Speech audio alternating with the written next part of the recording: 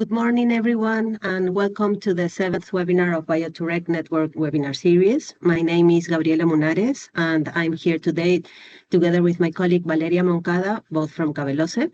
We are really glad to have you with us today. Before we dive in, a quick note for those of you who are joining the BIO2REG Webinar Series for the first time. The recordings of all previous sessions are available on the BIO2REG Network Hub. So if you missed any of the earlier webinars, you can catch up at your own pace. We will share the link in the chat, and if you are not yet a member of the BIO2REG network, access is completely free. You simply need to register, and the registration link will also appear on the chat. And one more housekeeping note for everyone. Today's session is also being recorded and will be uploaded to the Webinar Hub shortly after the webinar session. So feel free to share it with your colleagues who couldn't join us today.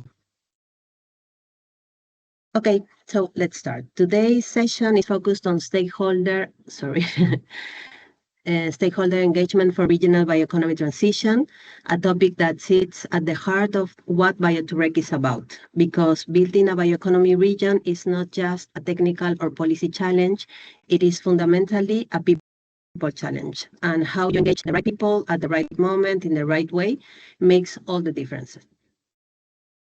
As you can see from the agenda, we have 4 parts. Valeria will open by exploring what stakeholder engagement is and why it matters for bioeconomy transitions. And we'll then walk you through the key steps for designing a stakeholder engagement strategy. I will follow with a range of practical examples of activities you can implement at different levels of engagement. And we will close with a short interactive session on Mentimeter, where we'd love to hear your perspective. So without further ado, let's get started. Valeria, over to you. Okay. Thank you for the introduction, Gabi. Hello and welcome everyone as well for my part. Okay, so starting with the first topic, let's look at what stakeholder engagement is. In simple terms, stakeholder engagement is about interacting with the people or organizations that are affected by or that can influence a decision, policy, project, or other initiative. We call these the stakeholders, and it involves engaging with them to share information, to understand their perspectives, and involve them in a way that's appropriate for the context and for your objectives.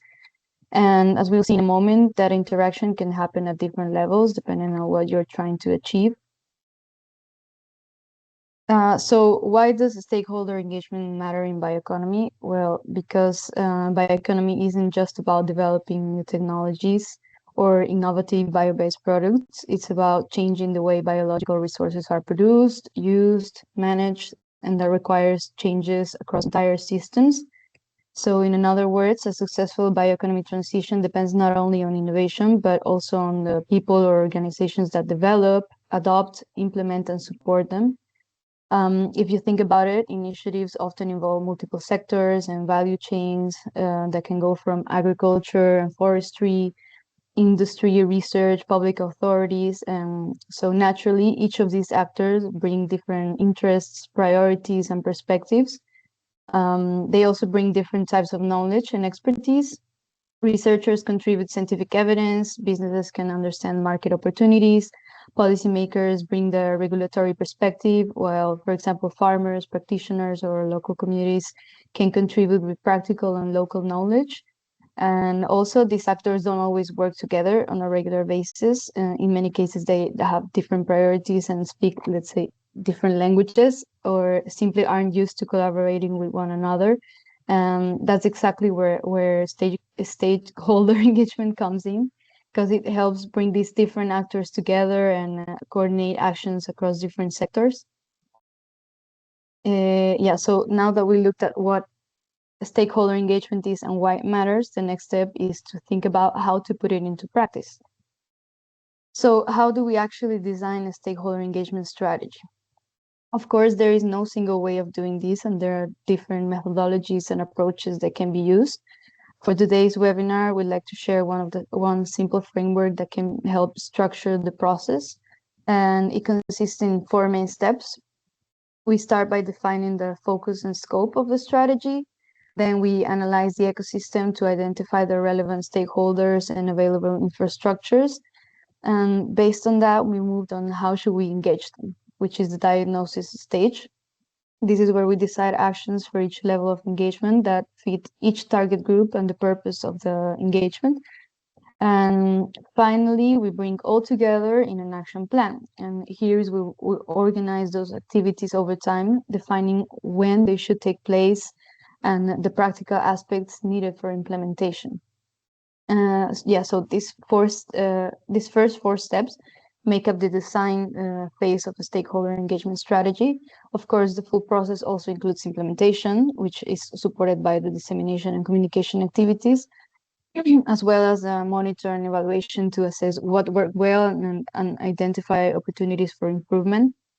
So for this session, though, we'll be focusing on the first 4 steps. So let's start with the first step, which is the focus and scope. The first thing is to define the purpose of your engagement. In other words, why are we engaging stakeholders? What are we trying to achieve? And the answer will be different depending on the project or the regional context. There are many possible reasons for engaging stakeholders, and the examples on this slide are just a few of them. So, for example, imagine 2 different regions. In one region, the bioeconomy may still be at an early stage, and there the priority could be to raise awareness, to connect key stakeholders, and explore opportunities. And in another region where the bioeconomy is already a bit more established, the focus might shift to strengthening existing value chains or, for example, co-creating solutions. So there isn't a one-size-fits-all approach. The strategy should always respond to the specific needs and the context of the region. And it is important to have this clear because it will shape the rest of the strategy. Once you clarify why you want to engage the stakeholders, the next step is to define the scope. And this helps translate those broad objectives into something more concrete and ultimately guides the rest of the process. And these are 3 main aspects to consider. The first is the geographical scope. At what level are we planning to work? Will the engagement take place at a local, at a regional, or national level? The second is the thematic focus, because even within bioeconomy, the focus can vary considerably. You might be working on circular economy, sustainable food systems, or, for example, education or behavior change. And finally, the temporal scope. Is the engagement linked to a specific project, or is it part of a longer-term regional process? So being clear about these 3 elements helps define the content of the engagement and the stakeholders that we need to reach. So now we move on to the next step, which is the ecosystem analysis. So the first step in the ecosystem analysis is stakeholder mapping. And here the aim is to identify and understand the actors that make up the ecosystem around your project or your initiative. And we start by defining them as broadly as possible, including both organizations and individuals. So at this stage, we're not yet analyzing them in depth. Instead, we're building just an overview of the ecosystem to understand the different actors, their roles, how they relate to the topic, and how they may also relate to one another. And one framework that can be helpful at this stage is the quadruple helix model, which is used to understand innovation ecosystems by bringing together these 4 main groups of factors that contribute to societal change. So rather than looking at stakeholders one by one, this encourages us to think about different perspectives that need to be represented. And these 4 groups are public sector, including public authorities and agencies, also industry and businesses such as the financial sector, SMEs, entrepreneurs. Then we have research and education, which includes universities, research and innovation centers, and of course, civil society, such as citizens, NGOs, local communities. Also, this model helps identify gaps. So, for example, you may realize that you're mainly engaging researchers or public authorities while businesses or local communities are missing. Or you may have a strong scientific expertise, but very little input from the people who actually implement or benefit from this initiative.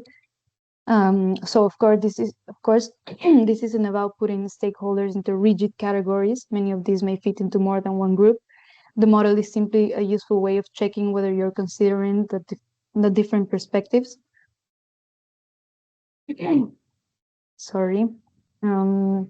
So yeah, once you have identified your stakeholders, the next step is to gather some basic information about them and organize it in a structured way. Some of this information can be collected through desk research, for example, by reviewing existing organization or similar projects. But also local knowledge is just as important because the people who know the region can often identify key stakeholders that might be otherwise missed. So in practice, a simple stakeholder database, even for example, an Excel spreadsheet is usually enough to get started. As the mapping progresses, you can also add information about their potential role. For example, whether they're likely to support the initiative, oppose it, or remain neutral. And this information can be used to classify and prioritize stakeholders in a simple way. For example, using a power interest grid like the one shown in the slide, which helps you decide the most appropriate engagement approach for each stakeholder, depending on their power and interest. And finally, it's also important to consider the engagement infrastructures that may exist. So at this point, we're not focusing on who participates anymore, but where the interaction actually happens and through which channels or spaces. So these infrastructures can be both physical or digital. So on one hand, the face-to-face infrastructures, which include things like advisory councils, citizen assemblies, or stakeholder forums, or established governance bodies where different actors already come together to discuss and influence different decisions. And on the digital side, this includes online platforms or tools that enable interactions, such as consultation platforms, participatory portals, or collaborative apps. So the key point is to distinguish between tools that only communicate information and those that actually enable interaction. And this is important because it allows us to build on what already exists instead of creating new channels from scratch. And second, because it helps avoid duplication if there are spaces that are already known and trusted by stakeholders. And now we move on to the next step, which is how should we engage the stakeholders in specific context.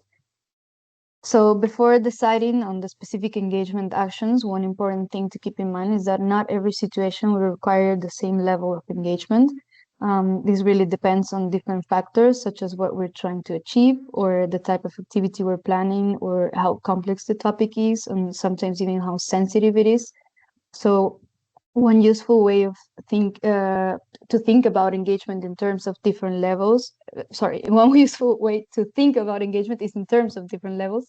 And there are several frameworks that describe this level. For example, the International Association for Public Participation Spectrum. So the key point is that not every activity has the same objective and requires the same level of interaction. Some may be mainly about sharing information or communicating, while others involve consulting or gathering feedback. It can also mean involving stakeholders more actively by working together or even collaborating and sharing decision making. So if you see, as you move along the spectrum, the level of dialogue, influence, and shared responsibility generally increases. And in this occasion, we're simply using this idea as a practical way to think about engagement, although other models exist as well. For example, Arstein ladder of citizen participation. We won't go through each level in detail just yet. We'll come back to this in a moment when we look at more practical examples. So once we understand this, we need to tailor the activities or actions for each level, always keeping in mind, as I said, our objectives, which stakeholders should be targeted at each level, what type of activities or methods are more suitable for each case, and which engagement infrastructures or channels can support them. And if there aren't any, this also means creating them. And this is where everything starts moving from just principles into something more operational.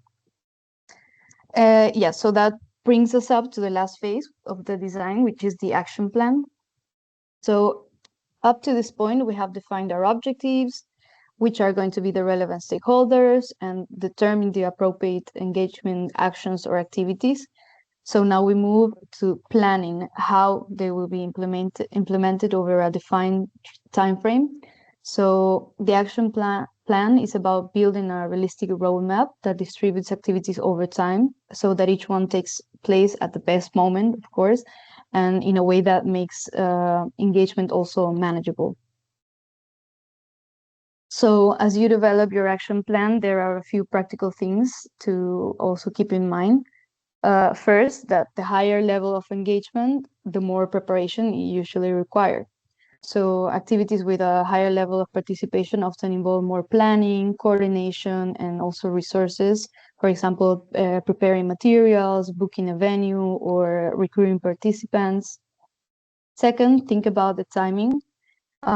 Different types of engagement are appropriate at different stages of the process. So, for instance, information and communication activities may need to run throughout the whole project or initiative to keep stakeholders informed of the progresses, while consultation activities such as surveys are often more useful at the beginning to gather inputs. Or a more collaborative activity like a working group usually can continue over a longer period of time and require regular interaction. Third, whenever possible, build on existing events, networks, or partnerships rather than starting from scratch. This can save time, increase participation, and build on relationships that already exist. And finally, make participation as accessible and inclusive as possible. This may mean, of course, adapting or repeating activities to reach different types of audiences.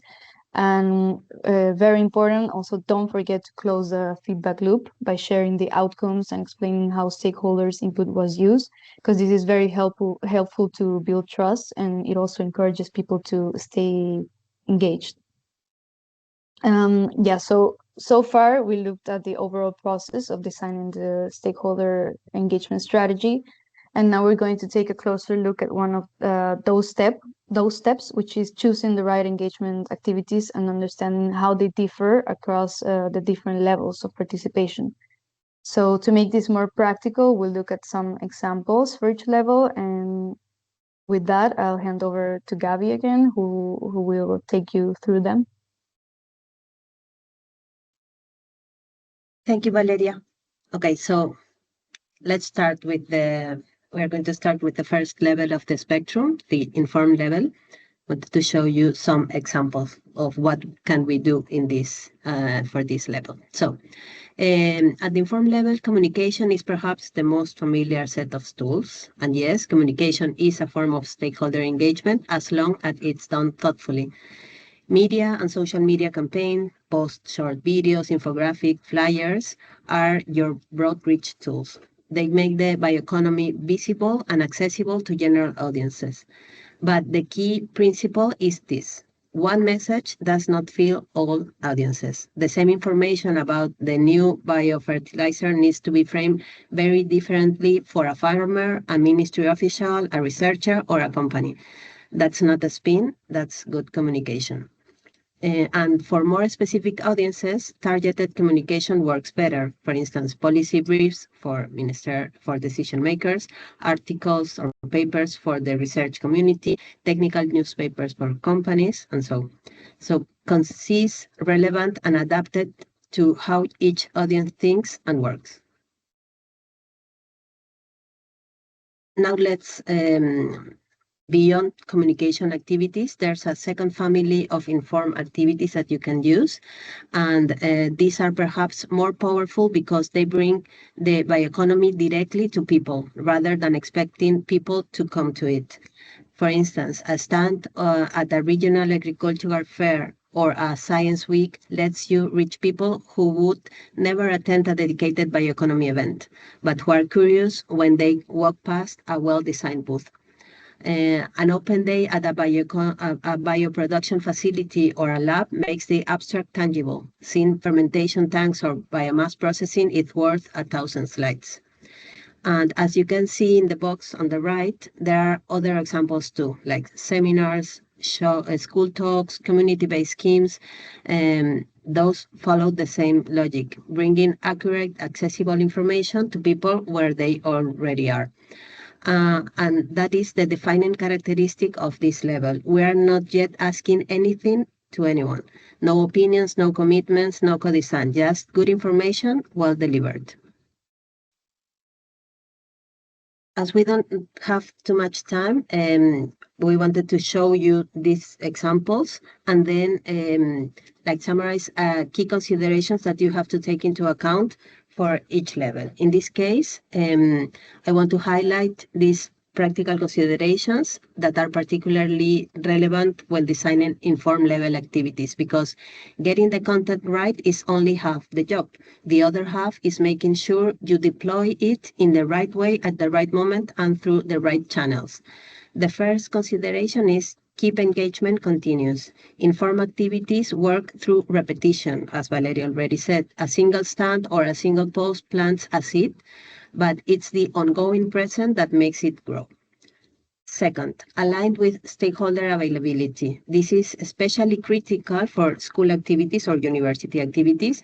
You have to work with the calendar, not against it. A talk canceled because it clashes with exam season is a missed opportunity and a damaged relationship. And finally, leverage key visibility moments. For instance, World Environment Day, World Water Day, the European Waste Prevention Week. These are moments when public attention is already oriented towards sustainability. Align your activities with them and you get amplification for free. The underlying principle at the informal level is that you are working with the flow of existing attention, existing events, existing calendars, existing moments of public interest, rather than creating new ones from scratch. That also was something that Valeria highlighted earlier. So let's move up the spectrum. Welcome to the consult level, that is the second stage. If inform was about giving information, consult is about gathering it. The promise here is clear. We will listen to and acknowledge your concerns. Notice what it does not promise. It does not promise that the input will change anything. The organization still retains full decision-making power. You gather input, you consider it, and you decide. The main instruments here are surveys, interviews, focus group. I think you're familiar with that. But what makes them interested is how versatile they are for uses worth highlighting as the ones that we are going to present. For instance, we can use it to understand citizens' awareness. A baseline survey before designing any engagement activity tells you where people are starting from. If you don't know where people are starting from, you can't design an effective journey for them. Then we can use these instruments to elaborate training materials or any other dissemination or, let's say, well, this kind of materials, because consulting the people who will use them saves you months of producing materials that miss the mark. Also, we can use it to conduct socioeconomic analysis. Stakeholders' views on opportunities and barriers give you a picture of the regional context that no desk review can replicate. People who live and work in the region know things that don't appear in statistics. And finally, we can use these instruments to explore willingness to adopt a solution or a new product. Understanding perceived risk and incentives before scaling up an innovation is worth gold for your policy design. Okay, the key considerations for this level are the following. First one, consult at the right moment. Consultation is only meaningful if it happens before decisions are made, not as a post of validation. And adapt to regional maturity. It's important. For instance, early stage regions need awareness and need mapping. More advanced regions can go deeper into barriers and scaling conditions. Second, match the method to the objective. Surveys reach many people but are shallow. Interviews and focus group give depth but cost more time and resources. So the method should serve the question, not the other way around. Third, ensure anonymity and confidentiality where needed. People share more honest opinions when they know their responses are confidential. Be explicit about participants about how their responses will be used. Pilot your instruments before deploying them. Test your service or interviews guide with 3 or 4 people from your target audience before launching it at scale. A poorly worded question generates data you cannot use, and you won't know it was poorly worded until it's too late. So it is a small investment that protects the quality of everything that follows. And I can tell that from my own experience. And finally, close the feedback loop. Go back to participants and acknowledge what was received and taken into account. Without this, consultation feels extractive, and your stakeholders will remember that. As Valeria said, all these engagements activity, their foundation is trust. So these are things that you can do to feed this trust. Okay, now let's continue with the involved level. Here we take a significant step up the spectrum. At this level, we are no longer just informing or asking for opinions. We are working with stakeholders so that their contribution actively shape what gets developed. The promise is stronger. Your input will influence the outcome. Now the relation is both ways, no? It's not only one directional. But what actually defines whether an activity sits at that level is not the format, it's whether the link between participation and outcome is real, explicit, and built it from the start.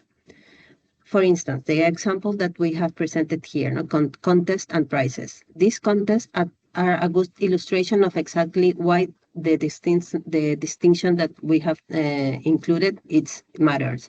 The feature example is the Circular Game Award from the Agro to Circular project, where students develop video games about circular economic concepts, and crucially, those games became educational resources afterwards. Their work had a real afterlife beyond the prize ceremony. That's what makes this activity an involved level activity. The other examples in the box at the right follow the same logic. Recipes using local bio-ingredients, business ideas contest, design contest using biomaterials. The key question to ask before launching any of them is, what will we actually do with what participants produce? If the answer is nothing beyond the event itself, you are at informed level. If the output feed into a real decision or progress, you are at involved. This example, the community composting activities, illustrates clearly what genuinely defines the level involved. This action follows a model where citizens and local groups participate in setting up and managing community composting systems, typically in collaboration with municipalities or local organizations. It starts with basic training, how to correctly separate organic waste, how composting works biologically, and then moves into hands-on, ongoing participation in maintaining shared composting sites. 3 things make this genuinely involved level engagement. First, participation is continuous, not one-off. Participants are part of an ongoing process over time, not a single event or session. That continuity is important because it means their experience accumulates, their understanding deepens, and their relationship with the initiatives strengthens. Second, the infrastructure they help build serves their own community directly. There is a tangible local feedback loop between their effort and an outcome they can see and use.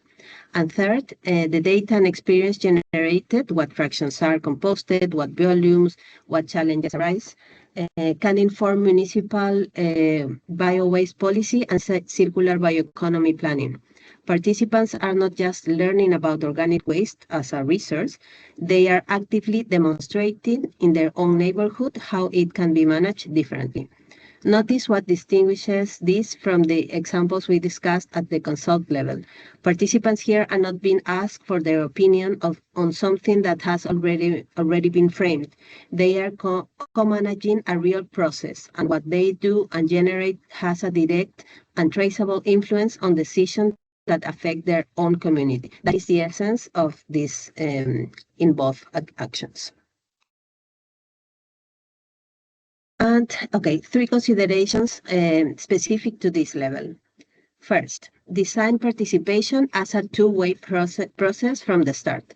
The mechanism by which input will influence the outcome must be built in before you launch, not improvised afterwards. If you can't answer what will we do with what emerges before the activity begins, you are not ready to run it at the involved level.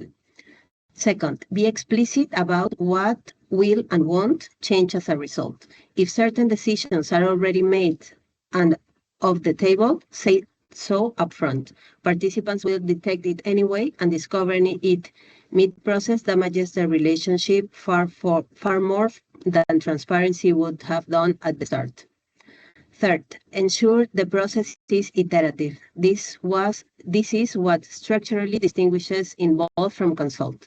At consult, you ask once, you collect, you decide. At involved, there should be more than one moment of participation. Stakeholders need opportunities to see how their inputs is being incorporated and to react to what is emerging.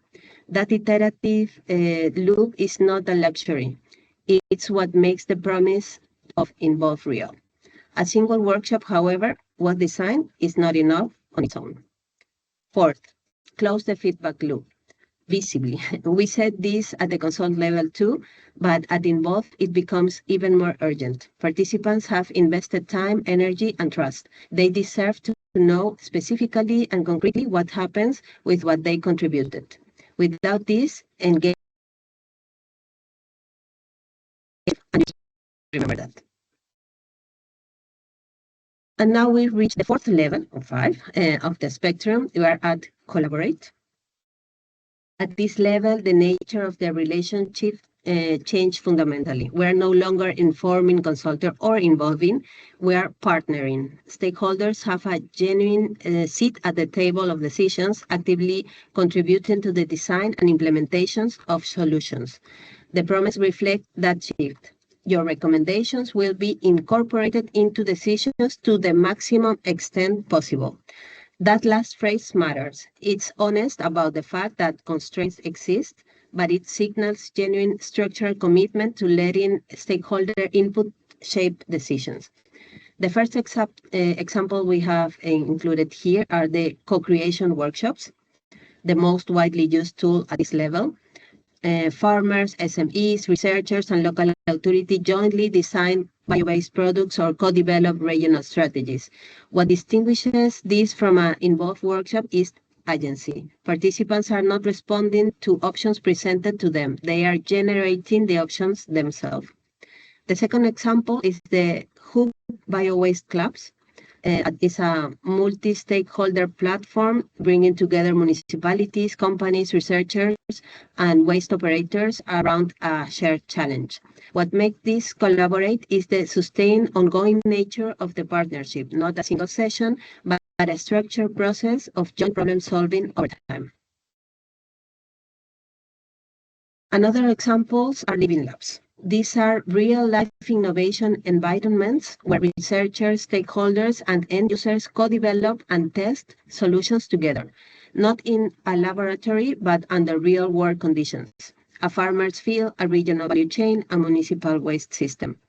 The Carina project is a good illustration. Here, farmers, researchers, cooperatives, and policymakers jointly test sustainable bio-based cropping systems. Each actor contributes something irreplaceable. Farmers bring contextual knowledge, researchers bring technical expertise, cooperatives bring market insights, policymakers bring regulatory perspective. None of those contributions could substitute the other. Other examples that we have included here as working groups, stakeholders panels, advisory committees, pilots, participatory road mapping, follow the same logic. Structured, ongoing partnerships where stakeholders actively shape decisions, not just respond to them. Here we have included 4 considerations. The first one is define shared goals and expectations upfront. Agree on objectives, roles, and what success looks like for all partners before the process begins. Misaligned assumptions at the start are the most common source of friction in collaborative processes. Second, ensure balanced stakeholder representation. Actively recruit across sectors, background, and value chain level. A co-creation process dominated by one type of actor will produce solutions that reflect that actor's blind spots. Power imbalances in the room will skew outcomes, often invisibly.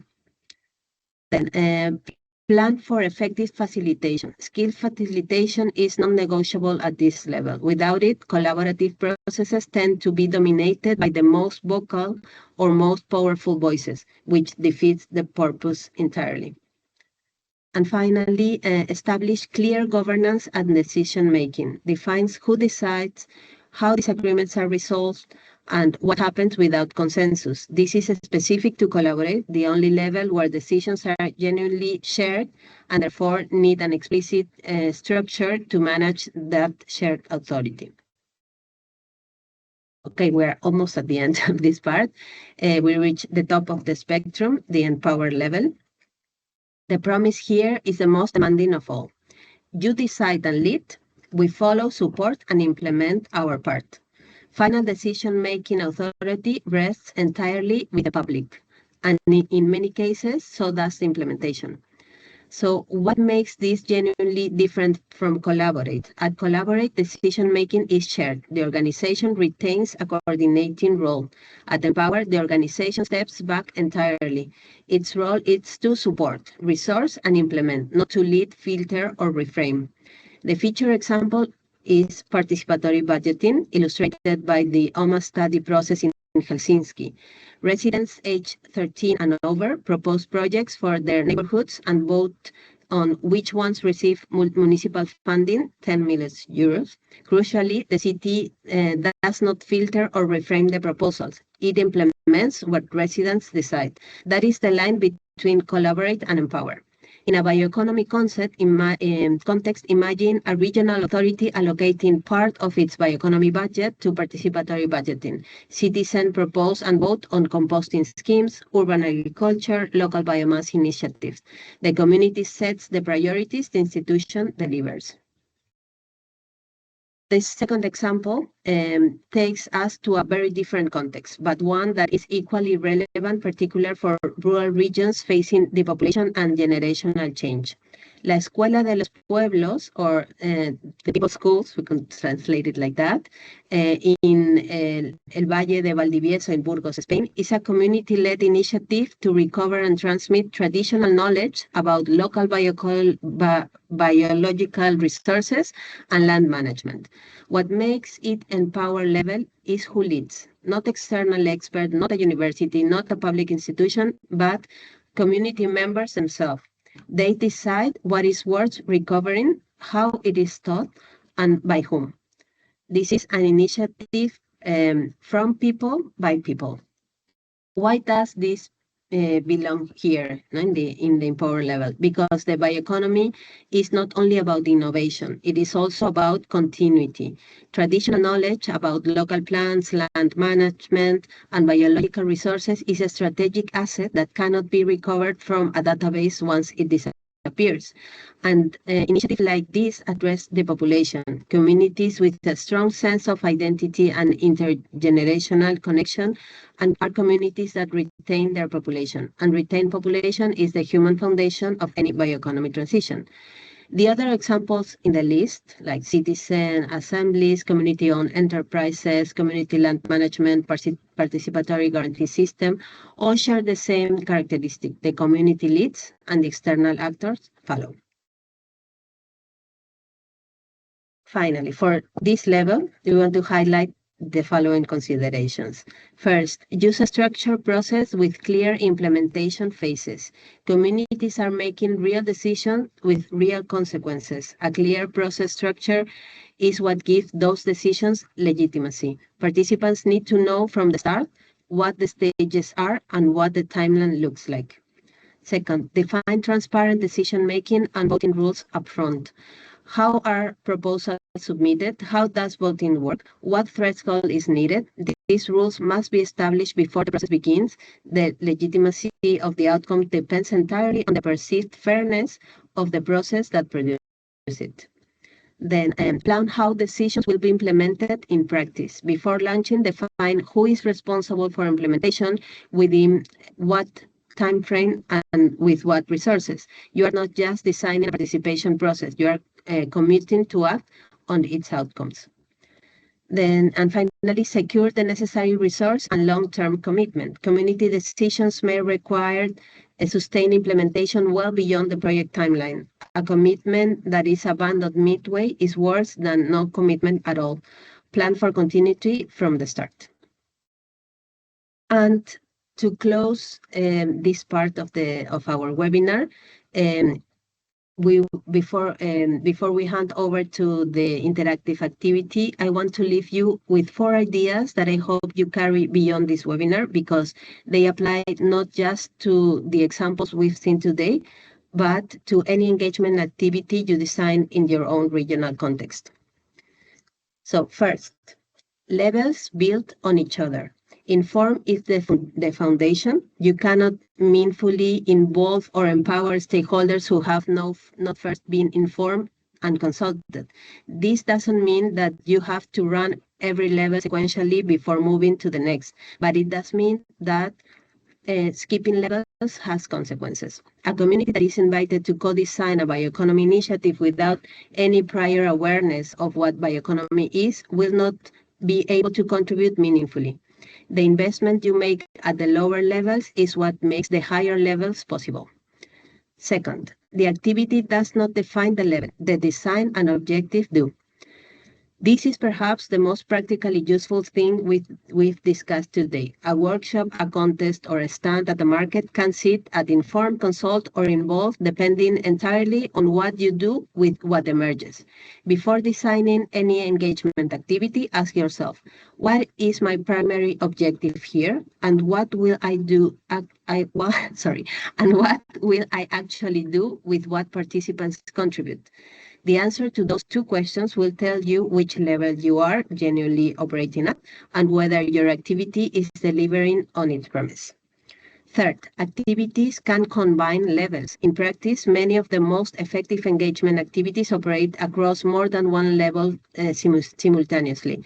A community-based scheme at a local market can inform visitors, consult them through a short survey, and begin to involve them in a composting initiative, all in one space. Being conscious of which component operates at which level and what happens with each output is what makes the difference between genuine engagement and its performance.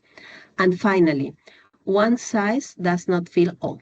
The right engagement strategy for a region that is just beginning to explore the bioeconomy is very different from the right strategy for a region where bio-based activities are already underway and stakeholders are ready for deeper collaboration. Adapt your approach to the maturity of your regional context and the capacity of your stakeholders, and be willing to revisit that assessment as both evolve.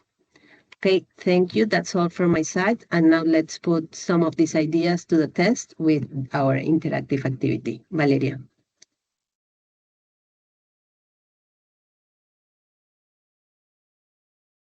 Okay, thank you, Gabi. Yeah, so before we close today's session, we'd like to finish with a quick Mentimeter. It's a chance to reflect on what we have covered today, and hear your thoughts and also your experiences. So you can scan the QR code that it's in the screen, or you can also enter to menti.com and enter the code, or I think Lara has shared also the link in the chat.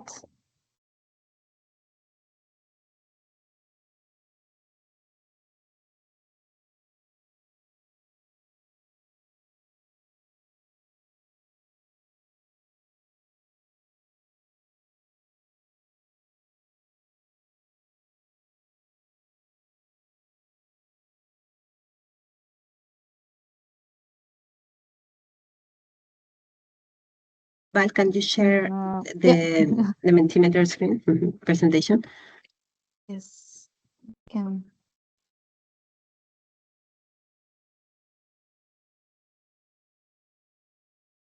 You see it?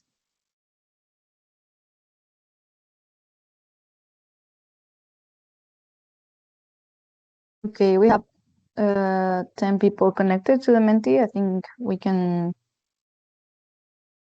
start with our first scenario. I'll read the question first and I'll give a minute to submit your answers. So, a regional project wants to work together with local SMEs to design new bio-based packaging solutions. What will be the best approach? For these, you can keep in mind the engagement levels we just discussed.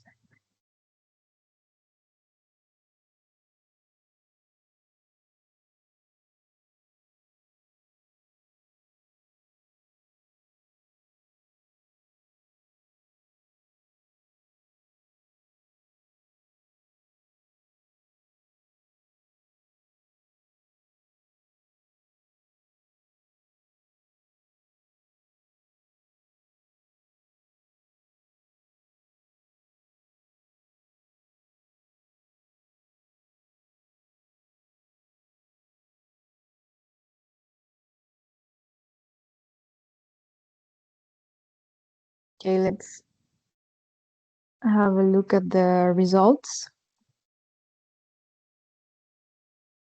Okay, most of you had it correctly. So yeah, the correct answer in this case would be organizing the co-creation workshops.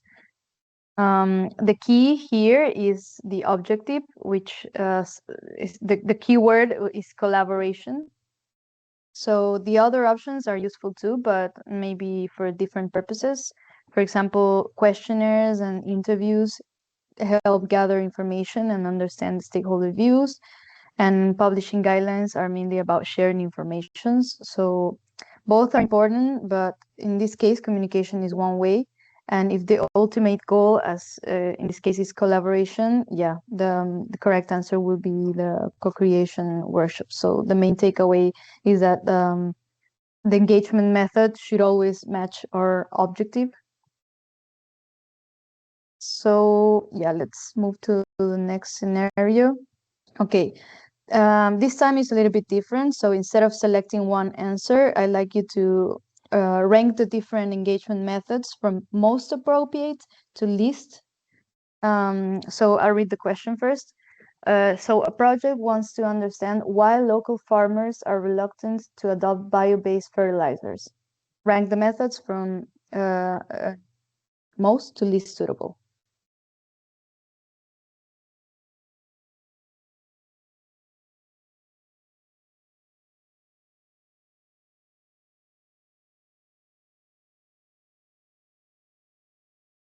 You should be able to drag them to the top of your screen.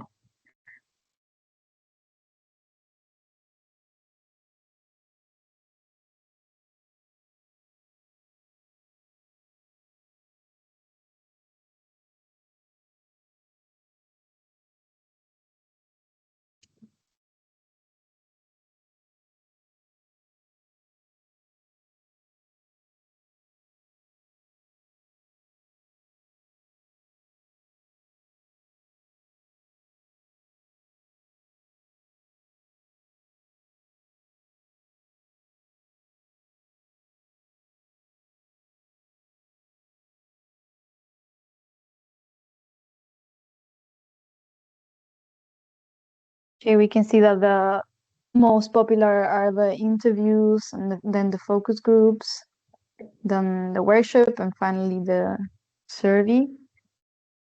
But yeah, this time there isn't a single correct answers, and that's exactly the point. The keyword is understand. So several methods could work depending on the type of information we want to gather. So as I said, for example, a questionnaire, it's helpful to reach many people and identify broader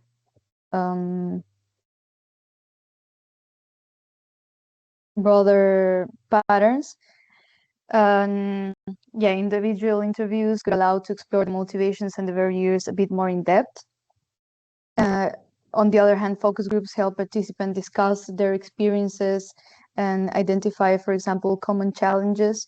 And finally, the participatory workshops could also help understand stakeholders' perspectives, but they usually go a step further by encouraging them to discuss solutions together. So this makes it a bit closer to the involved level and shows that the boundaries between the participation levels are not always rigid, and the same activity can serve different purposes.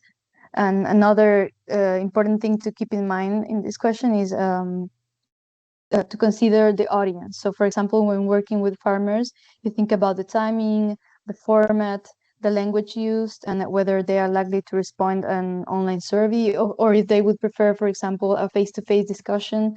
So again, yeah, there is no best engagement method. It always depends on the objective, the stakeholders, and in this case, the depth of the information we want to get.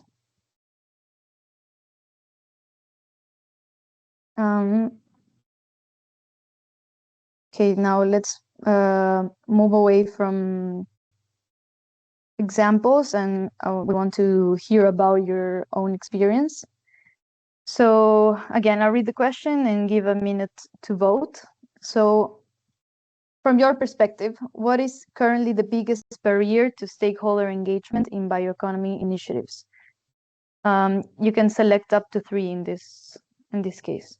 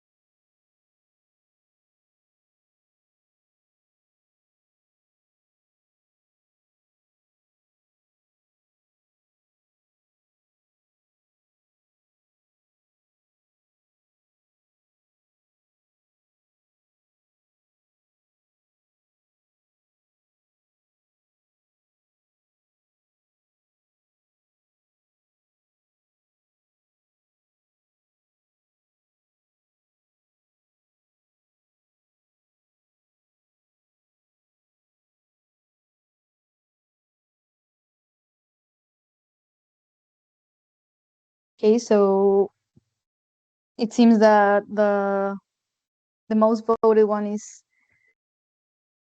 limited trust. The participation will lead to meaningful outcomes. Then the lack of incentives on perceived benefits. Then we have there are insufficient resources, time, staff, funding to support engagement. I don't know if would anyone like to share why they chose each of the options, or has anyone experienced different challenges that aren't exactly reflected here?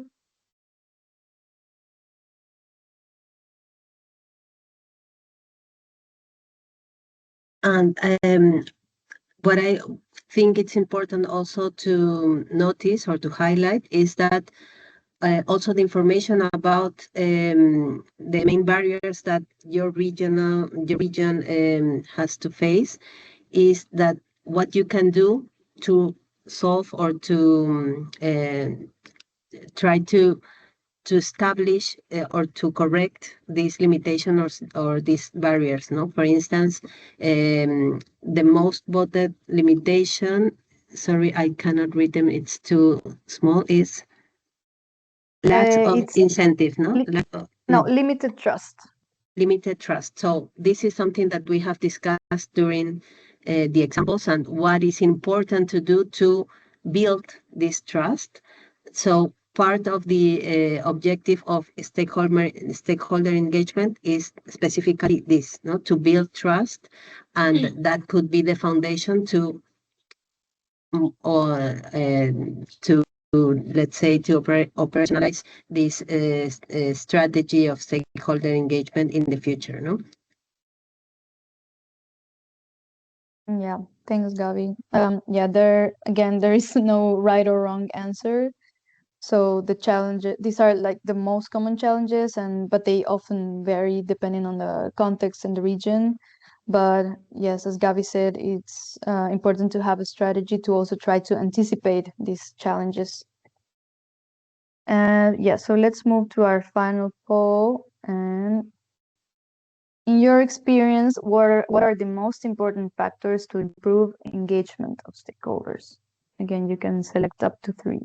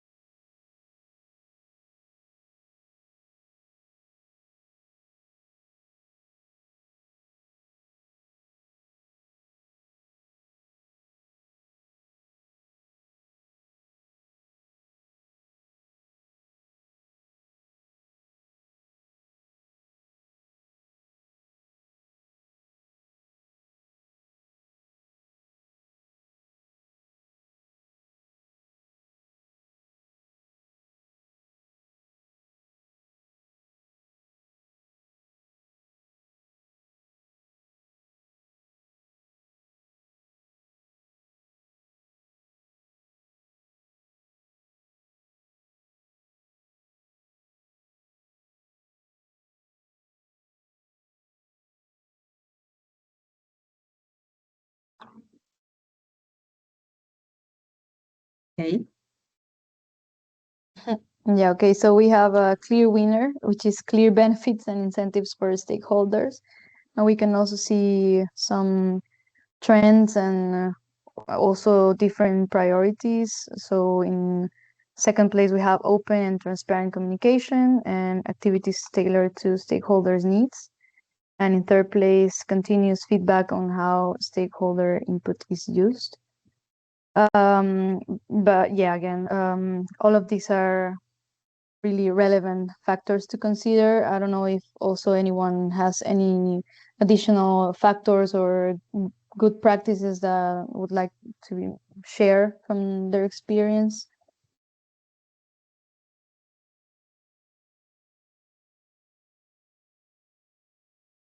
I think that some of these factors respond to the barriers that we mentioned in the previous question. No? I think we have, yes, Angeli.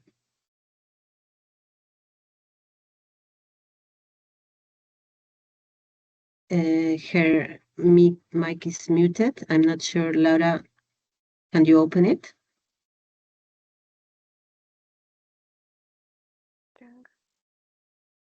It's still up. Angeli, So I can unmute it. I close camera because and now can you hear me? Can you Yes. hear me? Because internet connection in Belgium not very good. So my experience, because I worked with bioeconomy for Lithuanian Ministry of Agriculture, I know what farmers think about. So you know, we have a pretty good bioeconomy strategy, and bioeconomical methods are well integrated among our farms. Major obstacle, which is, for example, they are much faced for ecological farming and so on and so on. But major obstacle is, of course, money and finances. If, for example, this measure is included in rural development program, they can write projects, they can have applications. For example, no-till agriculture. Maybe it's not too much bioeconomy. Maybe it's more for carbon farming. Let's say to keep carbon in land and stealing very just surface. So major obstacle being, you know, we examined a lot being that, you know, we are from to buy this new machinery. But this matter, as it relates to biofertilizers, for example, they are indeed very widely spread. spread, especially in countries where agriculture is, economy a lot depends from agriculture and food industry, I think, and they would like very much to be involved as stakeholder in different regional groups, these local action groups, and so on and so on. In that respect, I think background is very good to move forward, with different projects, to involve them, to raise money, and to penetrate bioeconomical methods more in our to my feeling, what for example I know from our farmers in Lithuania. Maybe it's not too much relevant, but yeah. Thank you. It's very good. I like a lot this seminar. I've been a bit late to join, but I think it's very good. Thank you, Angeline. And it is relevant. And I think many of participants today and also other people involved in this kind of projects are having the same problem as that you have shared with us today. Thank you so much for your participation. Yeah, thank you. Okay, so now we're almost on time. So before we finish, we'd like to leave you with just one short open question. If there's anything else you'd like to share, this could be a reflection from today's session again, or experience from your own project, challenge. You can type it in the Mentimeter, and yeah, we'll give you a couple of minutes. But I think in parallel also, No.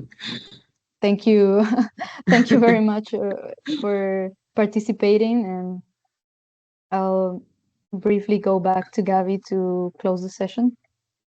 Yes, This can is you going to remain open. okay, can you share the presentation that's for the closer? Ah, okay. Yes. Do you have it open? Well,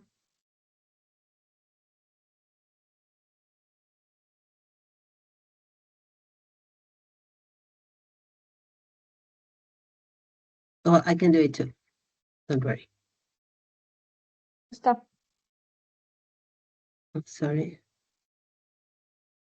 I just have to go to the last slide. Okay. Well, I think there are no questions.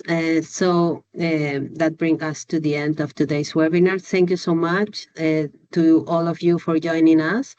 I hope that we've covered today, what we've covered today gives you some, not just ideas, but the confidence to take actions in your own regional context, whether that means designing a more structured stakeholder engagement strategy or simply launching a first activity, an open day, a consultation survey, a community workshop. Every step along the spectrum counts. Bioeconomy transitions don't happen in isolation, and the regions that make the most progress are invariably those that bring the right people along with them. Just as a reminder, the recording of all previous webinars in the series are available on the BIO2REG Network Hub. You can find them at the link on the screen. And if you are not yet a member of the network, access is completely free. You simply need to register at that address. Now, a note about what's coming next. We will be taking a summer break, well deserved, I think, but we'll be back in October with the last two webinars of the series. These will be special ones. We'll be inviting participants from the BIO2REG exchange program to share their experience of interregional exchange firsthand. So once again, thank you. Enjoy the summer and see you in October. Take care.